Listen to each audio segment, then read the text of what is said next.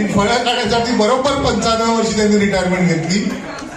त्या 55 पासून आज 70 म्हणजे 15 वर्ष ती झाडाची फळं खातायत. अतिशय चांगलं व्यक्तिमत्व. गेली जवळजवळ 15-16 वर्ष आम्ही एकत्रपणे आंगणेवाडीला जातो मालवणला.